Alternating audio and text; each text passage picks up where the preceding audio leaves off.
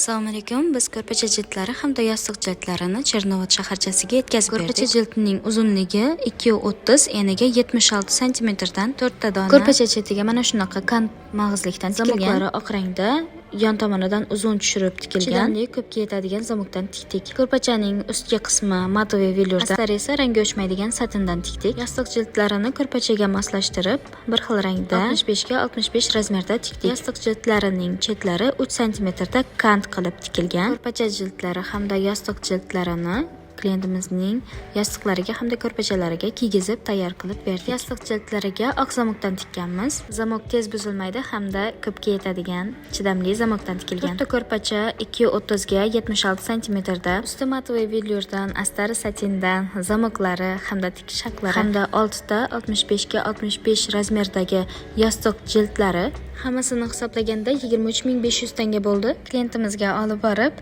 ko'rpacha hamda yostiqlariga kiygizib tayyor qilib berdik. Yostiq yoki bo'lmasam ko'rpacha jildlarini dostavka qilib bersak ham bo'ladi. Bu klientimiz bizga divan cho'xollari zakaz bergani uchun borib kiygizgan paytimizda ko'rpachalarini ham qoplab berdik.